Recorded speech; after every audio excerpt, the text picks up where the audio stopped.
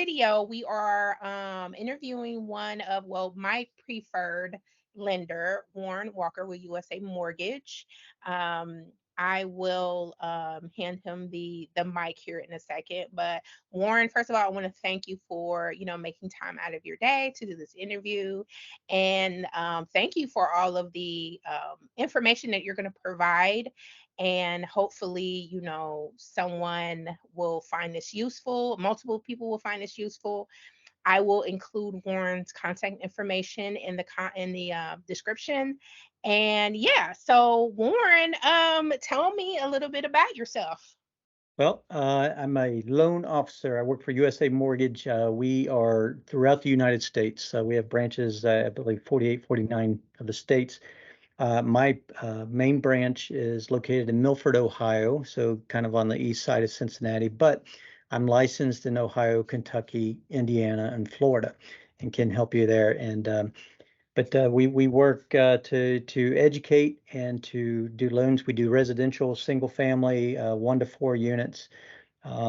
We have all the products, but more importantly, Lucretia, we serve families and try to deliver a service to get them in a home, to educate them and get them prepared and set to go. Absolutely. And I want to say that every single individual that I sent your way, you have gone above and beyond. You have provided exceptional service, and you have not only helped my clients, but helped me personally within my business, giving me tips and all that stuff. So I do appreciate Thank you. all that you do, and you will definitely always be on my preferred lenders list. Thank you. You work So hard for your clients. I do, because everyone deserves a chance to own a home. Yes. So I truly believe in that. So we're gonna just jump right into some questions. So I know with you know with my clients, I'm onboarding a client, and they wanna go out, they want to look at homes, right? As a courtesy, I show 1 to 2 homes as a courtesy to kind of get, especially if they're like a lead and I don't really know them very well. I use that time when we go view a home to get a little bit of background as far as what they're looking for, if they've talked to a lender. And in many cases, no one has talked to a lender. They have not started the pre qualification, they don't have a pre approval letter, so I do send them your way. So with that being said, like, what is the difference between a pre-qualification and a pre-approval? Because a lot of people think they're the same, but in fact they are different, but they're in the kind of the same, approval for a loan category. So can you explain what both of them are? Yep, that is a great question, and it is confusing because if I'm pre-qualified, how come I'm not pre-approved? And sometimes it's grammatics, with the terms, but there really are two different terms in our industry. A pre-qualification, the simple Cliff Notes version is I can pre-qualify you, Lucretia, after we have a conversation. You and I can have a conversation. I can say, okay, where do you live? How long have you lived there? Where do you work? How long have you worked there? What do you earn? How long have you earned that? How much savings do you have in the bank? And I can go. We can have that discussion, and I trust you with all my heart. And based on everything you're telling me, I can say, based on what you're telling me, Lucretia, and why don't you just send me your W-2s and your recent pay stubs, and let me look at them and just verify, right? So that is a pre-qualification. I take that information. We can take your application online, electronically, or I can discuss with you over the phone and get the information. But we plug it into our system, and those numbers are based on documents that you provide and that the system evaluates, that I analyze, and I can say yes or no. Yes, this is pre-qualified. It meets guidelines. And it's not Warren Walker's pre-qualification. It's not USA Mortgage. It's the investor guidelines, the Fannie Mae, Freddie Mac. It's the guidelines of the lending that dictate whether you're qualified or not. All right. So that's a pre-qualification. And with that, I can issue a pre-qualification letter because I've reviewed the documents and I'm not perfect, but I'm pretty good, and I can make a sound judgment. A pre-approval is a deeper dive into the weeds. USA Mortgage uses a pre-approval process called, we would call it simply TBD, to be determined, because we don't know the property address, but Right. we simulate. We pretend that you are in contract. We still collect all the same documents, your W-2s, your pay stubs, your bank statements, and anything that validates your income and reserves, what we call them. The pre-approval process, it goes in front of a processor. So a processor kind of simulates it, and again, pretending we're in contract. But the key is that it gets reviewed by an underwriter. An underwriter, they'll do a verification of employment. It's just basically a deep dive into um, the risk profile. And what comes out of that, a benefit from a pre-approval is that you get an assigned letter by an underwriter. So when you submit that offer and you have a pre-approval, basically all we need is an appraisal and the purchase contract. So it allows us to close faster many times. But that's the difference between a pre-approval and pre-qualified. I can get you pre-qualified today, and pre-approval takes 3 to 5 business days. So it's just a deeper dive. So I know that's a long answer, but there's a difference. Oh, that's perfect because Mm. it's people need to know the difference, right? They might talk to you, they might find a home they really like. They haven't, you haven't verified all their information, but they get a pre-qualification letter and they're like, "Well, is this the same?" So no, it's perfect. So like going along the lines of the pre-approval, like what sort of documents do you need? I know you mentioned paycheck stubs, W-2s. Like what other things will you look at? What other things will people need to submit to you to get that pre-approval? Yeah, the quick and dirty list. So for pre-approval, we basically, if we're talking about pre-approval, not pre-qualification. So on pre-approval, it's something kind of simple but very important. We need a borrower's authorization signed. And that's basically you giving us permission to reach out on your behalf to employers and financial institutions. I mean, I know it's a little side note, but it's a critical piece. We can't take the next step till we get that signed. So we'll ask you to sign that. But you're right, W-2s, your last 2 years. So, we're talking now, it'd be your 2022 and 2021 W-2s. We typically ask for the last 2 years of your federal tax returns. We don't need the state, just the federal. Your last 3 pay stubs, if you're paid biweekly. We'll ask for the last 5 if you're paid weekly. Your last 2 months of bank statements. And this is something, I know I'm getting a little bit of details, but when we can't accept screenshots. Mm. Screenshots are not verifiable information because technically I could go borrow someone's phone and do their screenshot, and someone that's got a couple $100,000 more than me in the bank, it's going to make me look real good. So we can't use the green screenshot. So we ask for the downloaded PDFs. Um, for the bank statements. That's the basics. And let's say you were going to use your 401k or retirement. If you were going to draw on that um, for the purchase, we'd need your last statements for your 401k. A little side note: let's say you're self-employed. A Mhm. self-employed borrower, we calculate their income a little bit different. You have to be self-employed for 2 years, but we use your Schedule C, and so all the schedules will need it, and we actually give it to underwriting, and we let them do the calculation for us so that we know. But that's the quick and dirty of it. It's a pain in the rear sometimes to get all that stuff put together, Yeah. but it's documents that you should have handy at your disposal, but we can help you pull them together fairly quickly. Okay. And you mentioned like self-employment. So what if someone was working full time but had like a side hustle that, produced pretty well? Like maybe it generated them maybe an extra 500 a thousand a month. Right. Like, would that be something that's, well, maybe it's not consistent. Maybe it's like 1,000 one month, 300 the next. Like, and they don't feel like, oh, well, that's not consistent enough. Maybe I should not provide that income. Like, would it be beneficial for them to? Yeah, absolutely. To count that income, though, they have to have been simultaneously working the side hustle and your main income for 2 years, for 24 months. 2 years. So that's the key, and that's what gets us sometimes. It's like, man, the side hustle's picking up a little bit, and it'd be nice because even $200 extra a month sometimes can significantly impact someone's debt to income ratio. Maybe we talk about that, but yeah, we like to count all the eligible income that we can. But yeah, that's the rule. That's the guideline. 24 months. You have to be doing both of them 24 months. Okay.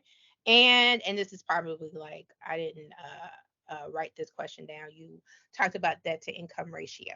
Hmm. So and actually let me go into, the requirements, because I know different loans require different there's a different criteria, right? So what are the requirements of conventional FHA and VA loans? Like, I know their debt to income ratio criteria is a little different. So can you explain the Yeah. differences? Yeah, there are, and there's a caveat to this because it's not always black and white. But the general guideline for conventional, you need to be at 50 or 50 and below for DTI. And for DTI, we throw acronyms around. It's debt to income ratio.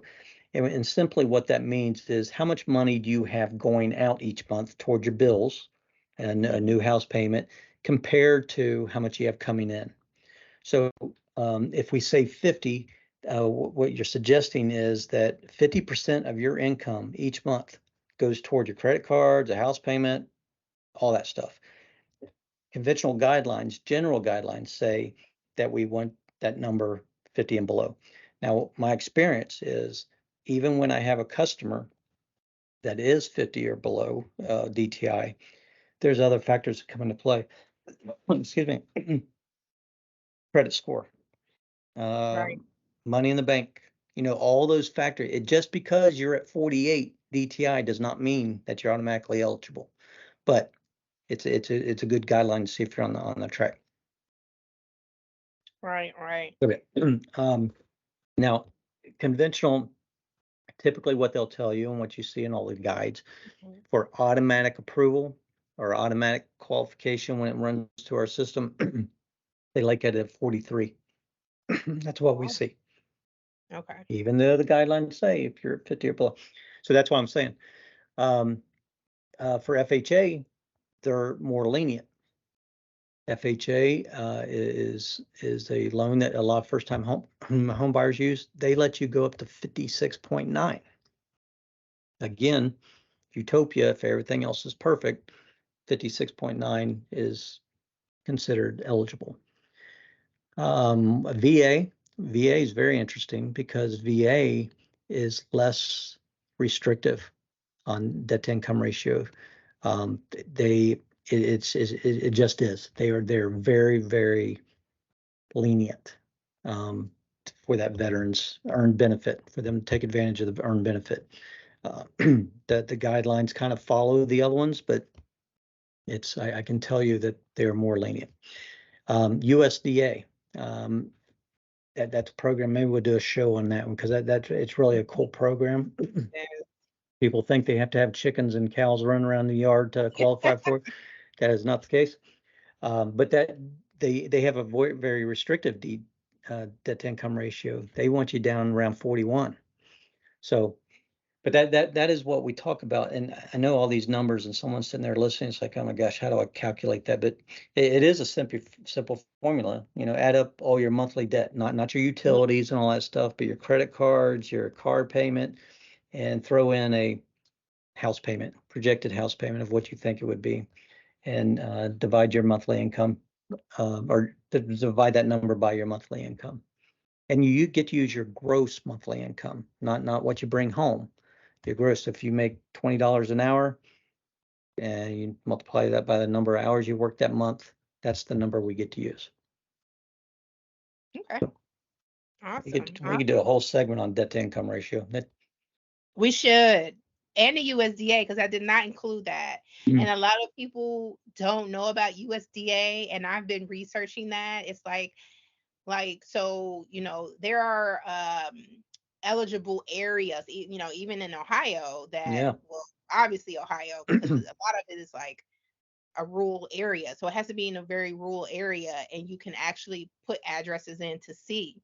Yep. And that is It, like a great program if it is. you're, willing to move to a area that's eligible. So definitely we have to get something Yep. on the Yeah, calendar. we'll do that.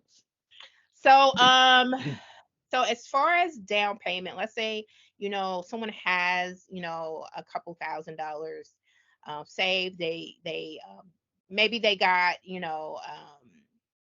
$3,000, but they're needing a little bit more help as far as down payment, like assistance. Is that available to them? What is the criteria for to qualify for that? Right. It's a great question. Also, down payment assistance programs are very helpful. But what I always like to say to people is free money is never free. So there are some costs behind it. Mhm. But let's talk about the eligibility first. So a real popular one and one that's the USA Mortgages authorized to administer or fund is OFA, OHFA. And I know I'm going to get this wrong, but Ohio Housing Financial Administration, I think what it is. They have a cool website, and it's more than just, hey, here's all the loan details. There's a lot of consumer information, so I'll encourage your listeners and viewers to go check that out. Mhm. But let's go to score. So OFA, you can have down payment assistance with a conventional loan or FHA, VA.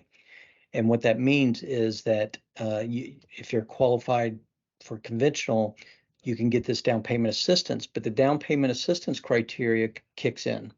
So they want your debt to income ratio at a certain point, depending on your credit score.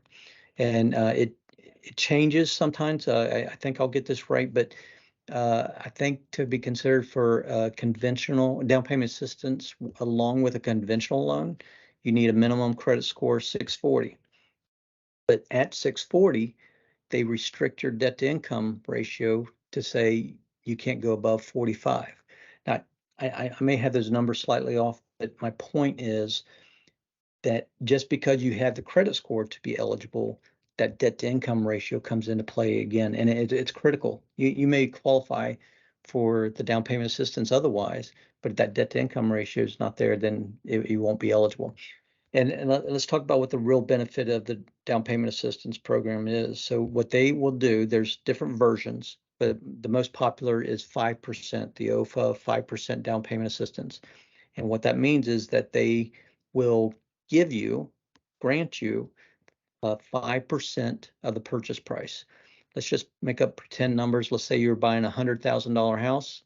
Mhm. They will contribute up to $5,000. 5% times 100,000 is $5,000. That goes into, it can help pay for a down payment. It can go towards your closing costs. And I know we're going to talk about the difference here in a second. But get this. So to get access to those down payment funds, there's charges, there's costs on the back end. One being a 1% origination fee. So for the lender to structure the deal and all that stuff, they're going to charge you 1%. So now you're not getting $5,000, you're getting $4,000. Mhm. But anyway, it's a great program. We use it all the time. It gets people in the homes, but we got to get you qualified for it. Yeah, absolutely. And well, one thing that I do tell my clients, because I do have a number of people who ask me like down payment assistance, like and like you said, no money is free money. So with that, I do believe that there is a higher interest rate as Correct. well. Yeah, great. I, So I- keeping in mind, like if the interest rate now without it is 6%, with the down payment assistance, it can go up to 7. Yeah, they release them every morning, and in fact, this morning's interest rate for 5% DPA, I think it's a 7.625. So, I mean, it's not crazy, but I mean, Right. it's higher. And then the other piece of that is you have to stay in the home. You can't sell or refinance for 7 years. So most people say that's okay because I'm not going anywhere, I'm going to stay here. But life circumstances could change. Yeah, things Um, happen, and mm, as they say, ish hits the yeah, fan, and right, you might this might be your first home. It might be a couple, they don't have kids, and then so right. there's a lot of things to keep in mind. But as your real estate team, me as your real estate agent, Warren as your lender, we will guide you through that for sure. But if you are interested in down payment assistance, it is available to you, and it's a great way to get more money if you don't have enough savings. So bottom line, it is a good way of getting to a home. So we talked about the requirements for, different loans. A lot of people um, don't know the benefits of VA loans. So I want, like, if you can, like, give some, some insight as far as I don't even want to say cons of VA Right. loans, because, like, I feel like there's so many pros to using it. For our, military personnel, veterans, active members who are thinking about purchasing their first home. Like, can you give, like, the benefits of using that? Yeah, absolutely. The VA program, I mean, that's an earned benefit by our heroes. I love working with them. I have to give a shout out to my coworker. We've got the VA dude. And if you search for him, that is literally he is the VA dude. That's what he calls himself. But we've got him on staff. But I've done several VAs, and right off the top of the bat, zero down payment, right? Right, So and there's no, I mean, the qualification is active duty or a veteran. And we prove that or verify that through a certification of eligibility. right, Veterans that all of them have a DD 214 form. We get some information and we can find out what your eligibility is very, very quickly within, I'll say within a half hour, probably sooner. Just let me know. But once we find out that you have that benefit or access to that benefit, um, that zero down payment's a huge thing. But the next huge thing is there's no private mortgage insurance. Veterans don't pay PMI. You guys, you'll hear that term over and over, and it's like, what the heck is this other insurance? PMI is considered a gap insurance. Anytime on most structured loans, anytime you put down less than 20%, hmm, the borrower will pay PMI, private mortgage insurance, and it's veterans don't do it. They don't have it, so that automatically makes their payment lower.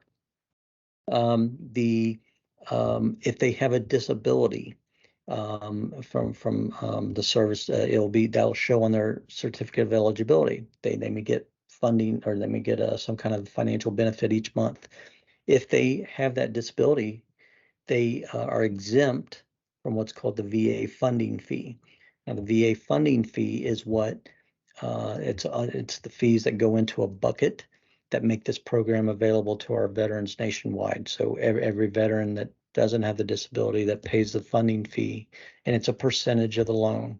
If it's the first time you're using, it's a certain percentage. If this is the second time you're using your VA benefit, it's a different percentage.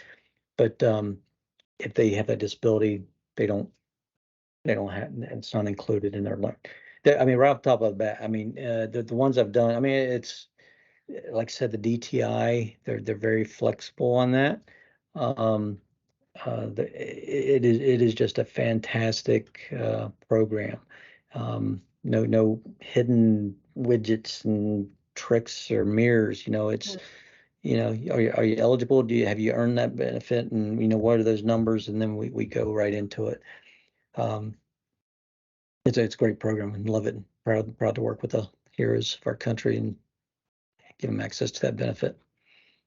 yes. And, like, is there a As far as years of service, is there like a restriction on that? Like they have to have served a Y- certain amount of time? Yeah, it's I believe it's like the 4 years active duty. Okay. And then but then there's criteria of there's some shorter time if it was certain activations. But those all those guidelines we look at through all those Okay. do the application and see what it plays. And people say, well, I'm not active right now, but maybe I'm, do weekend reserves. There's different criteria that we can look at for Okay. time served to. Yeah. Like I said, like it's a definite, it's a program that, veterans, they deserve it. And you know, if you guys have any questions as far as VA loans, reach out to Warren for sure. And I have just one more question. Yep. Mention mentioned this before, closing costs. Yes. A lot of people like kind of mix up down payment as far as closing costs. Um, are they the same? And No, if not, ma'am. can you give a little bit of insight on what the differences are? Yeah, it's we get this every day, right? And it's Mhm, it's critical, and we go through a lot of discussions to manage expectations, and when we coach customers or inform them through our first conversation, it's critical because it will totally mess you up if you get this stuff confused. mhm, So let's go back and let's say, Lucretia, you come to me and you say, and we get you qualified, and let's say you're using FHA. FHA has a minimum down payment of 3.5%. So if I tell you that, hey, Lucretia, you're buying $100,000 home, your down payment is $3,500. You're going to go around, run around, giving people high fives, saying, "Hey, man, $3,500. Let's go. We're going to buy this house." What you have to add to the 3,500 are the closing costs. right. Now let's run through the laundry list, and this is where, quite honestly, a lot of competitors or people out in the business, this is where it gets smoke and mirrors, and people will say, our it's just there's an opportunity for people to manipulate. What I do is I Mhm, overestimate and fully transparent, and I'll give you line by line. Here is yeah, what you're looking at. So let's talk about some what would be called closing costs. You're looking at the appraisal. You have to have that house appraised. You have to have you're going to pay some daily interest from the time that you take out the loan to your first payment. That's a closing cost when we estimate that. There's title insurance. Now we need a title agent on here to give you the full best definition, but title insurance, there's two policies that you'll be buying, but one protects the lender, one protects you as the owner, and it's not homeowners insurance. right. It's title insurance. Maybe another segment because, like I said, it's detailed, but that's a cost. Um, Paying the county to get your information recorded, the deed recorded, there's a cost. Um, and I mentioned title insurance, but all the title work that has to go in, that's a closing cost. So let's say on that $100,000 house, and then the closing costs are going to be relative to the purchase price. I mean, there's some that are standard there. Your credit report, I forgot that one. Your credit report um, is thrown in there. Let's just say on $100,000 house, those closing costs are 2,500 bucks. 3,000. I may be over, but let's say you're buying a $200,000 house. Now your closing costs they're going to go up, Mhm, and it's not apples to apples, but percentage wise, it's going to be higher. It's going to be more for closing costs. So now we got a down payment of $3,500. We got closing costs. I'm going to say $3,000. All right. So now we're looking at $6,500. But wait, there's more. We've got to we've got to build escrows. You have to have the house fully insured. And on right. that insurance premium, you're going to be paying that premium each month. Well, the lender wants to make sure you're going to make that payment. And we know we like you and we trust you, but we want you to put that money in the bank ahead of time so that we know when the bill comes paid or comes due that it will be paid. That's called the escrow. So 12 months, let's say you get an insurance policy that's $80 a month. 12 Mhm. times 80, I should have picked a number that I could have done in my head, but it's going to be 800, 900 bucks. All right. Right. Um, you're going to do the same thing with property taxes. Got to pay property taxes twice a Mhm. year in Ohio in most counties. We want that money sitting in there, so we're going to collect a little bit each month. But at Right. closing, we're going to initiate that escrow. So we're going to put your homeowner's insurance and property tax in our escrow account. So the money's Mhm. sitting there. Let's say it's I don't know, you're paying, let's say it's 600, 800 bucks that we're putting into escrow. So now that's $6,500. We add our escrows. Now we're up to 7,600 bucks if I did my math right. So that, and what people will say, they'll lump all that together. They'll say, hey, your closing costs are $7,600. We call that cash to close. What Cash to close. $7,600 represents is how much you need on closing day, and it can't be in cash, by the way. You can wire it and all that other stuff. We'll talk about that, but cash to close includes your down payment plus your closing costs plus your escrows. That is, and that's a long explanation, and you have to hear it 5 times. I think the studies show you Mhm. need to hear something 7 times to commit it to memory. But Yeah. that will, I mean, really, I mean, if you're a customer going and someone tells them, hey, all you need is $3,500, well, really, it's $7,600. Right. And people need to know how to budget that and to account for that. We give you estimates up front. Probably what I would do on that same scenario, I'd probably estimate it to be 8,000, just to make sure, that we're covered. So again, feel like I'm That was that was great. Because I think that was a perfect explanation because, even when I was starting out in real estate, like I didn't know what encompassed closing costs. yeah, And yes, each lender, their calculations is different. But it is one of those things where, people need to know upfront. yeah, And that and honestly, when you're looking for a home, yes, you have to think about closing costs, you have to think about down payment, but you also have to think about things like inspections and termite inspections, home right. inspection, you know, any and everything else prior to actually closing on that home. That's perfect. And I left out because all those costs that I mentioned, uh, the inspection comes out of your pocket, and that's Yes, paid outside of closing, is what we call yes, that. So you're going to write that guy a check, and inspections are critical, and I support them, and I think a good inspector is worth his weight in gold. But that comes out of your account for closing. Um, right. the other thing is, what if you're buying a manufactured home? And again, I'm thinking all these cool topics we could do videos on.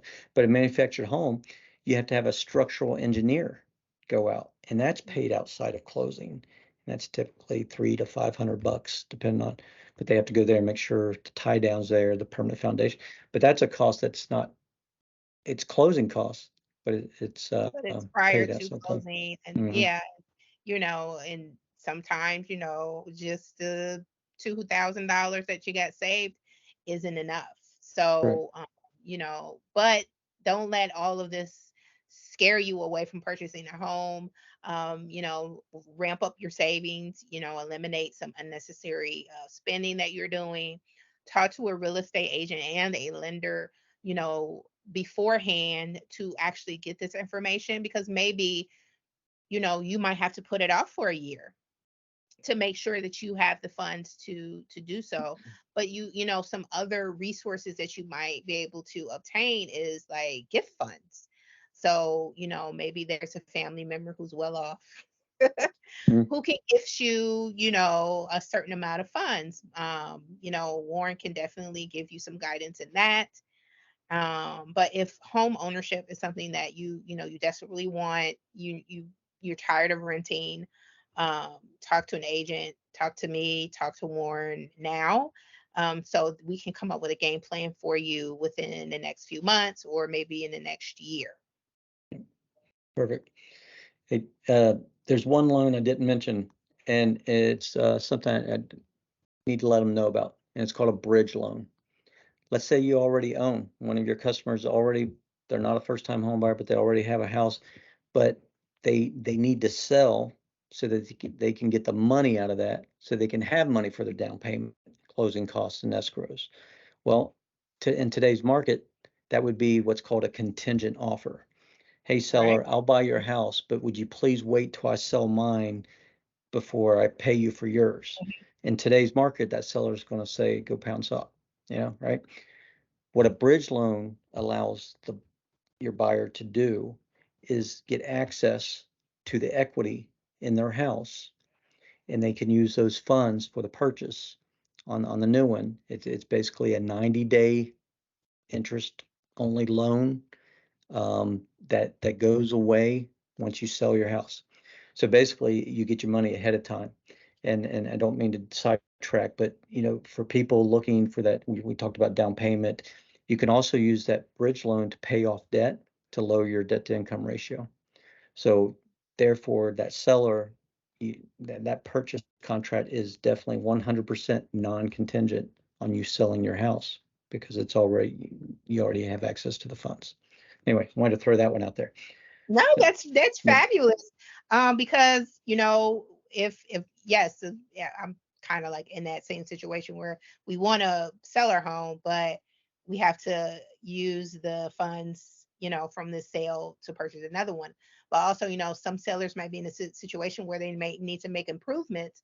So, Coldwell Banker offers Revitalize. So, we will help you make improvements on your home, and you don't have to pay for that back until after closing. So there are, we help first time home buyers, sellers who are wanting maybe to downgrade, upgrade. So whatever area, of life you're in, we definitely can help you. Just reach out to us. So Warren, how can if someone wants to give you a call, how can they reach out to you? I'm going to give everybody two numbers, and sometimes I don't want it to be confusing, but these numbers I will answer if I'm breathing and if I'm awake. So I guess vice versa. If I'm awake and breathing, yeah, whatever. I will answer 24/7. First one's 513-613-3500. The other number is 513-659-1417. And then my email's simple to me, W Walker, Warren Walker. So it's W Walker at USA-mortgage.com. Well, thank you, Warren. I'm going to include that in the description box below. Is there also like maybe a website? Well, I guess they'll reach out to you for the bridge program if we have some Yep, we've sellers. got. Yeah, so basically, and we have mobile applications. I can send you a link, that they can do the stuff out online, and then that takes them to a website to where they can review the products and Yeah, yeah. all that stuff too. Yeah, send that to me and I will include that. Okay. But yeah, thank you so much, Warren. And, I appreciate your time. I know that you're busy, but honestly, you always have time for me. So mm, I feel well, special in that way. good. But thank you so much But for providing your insights. Like I said, like if anyone has questions, please reach out to me. As always, my information will be in the description box. But thanks for tuning into this video, and I appreciate it. And I'll catch you in the next one.